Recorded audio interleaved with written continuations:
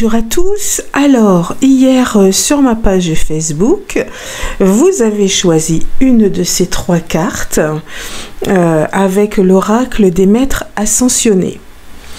Donc voici le résultat et je voulais en attendant quand même vous remercier car vous êtes très nombreux à participer sur ma page Facebook et ça me fait vraiment plaisir. Je suis contente que cela vous plaise. Voilà, donc allez.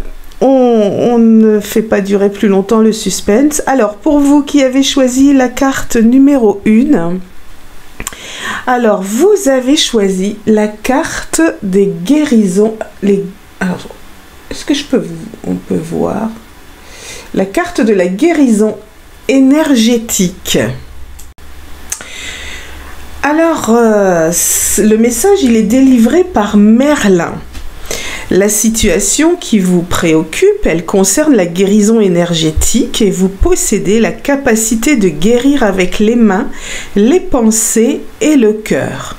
Alors, dirigez l'énergie de l'amour vers cette situation afin de la guérir et d'en élever les vibrations. Vous avez le pouvoir de purifier l'énergie d'une maison, d'un véhicule ou d'un bureau. Il se peut que vous soyez tellement doué pour la guérison énergétique que vous décidiez d'en faire une profession. Ah bah ça c'est intéressant, hein. Alors cette carte elle signifie également que vous pouvez suivre des cours de guérison énergétique comme le Reiki par exemple. La guérison par le toucher thérapeutique. Pour vous réaliser dans la vie, vous devez donner des séances de guérison énergétique peut-être. Purifier votre espace à la maison aussi ou au bureau en faisant appel au Feng Shui par exemple, ou en faisant brûler de la sauge ou par toute autre méthode énergétique.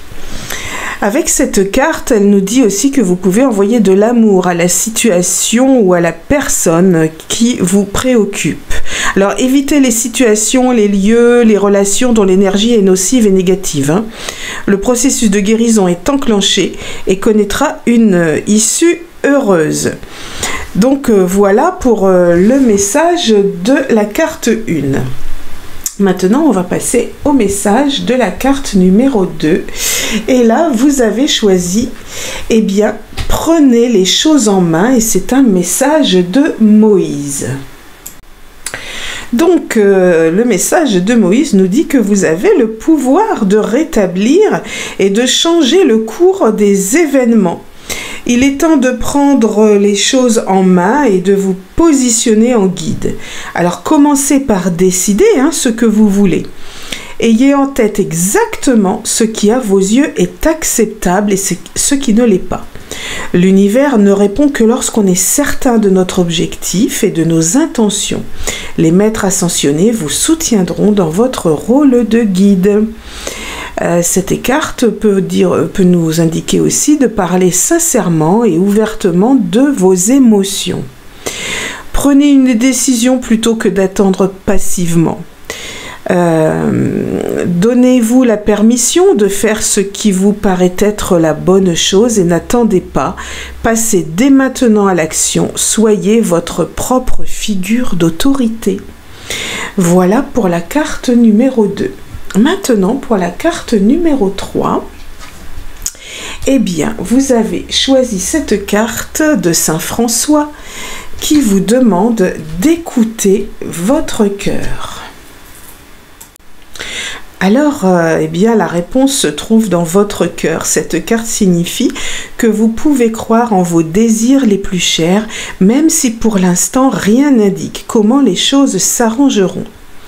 Dans les circonstances, il vous est demandé d'avoir la foi et d'être fidèle à vous-même. L'univers veillera sur vos besoins et sur vos relations pendant que vous apporterez les changements qui s'imposent dans votre vie. Vous savez déjà ce qu'il faut faire, alors faites confiance à votre intuition et agissez en conséquence. Ce que vous ressentez est exact et entièrement justifié.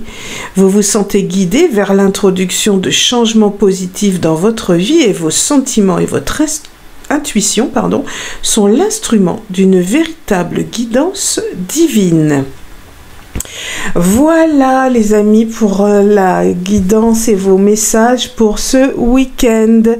Je vous souhaite un excellent dimanche et prenez bien soin de vous. On se retrouve demain pour les guidances du jour.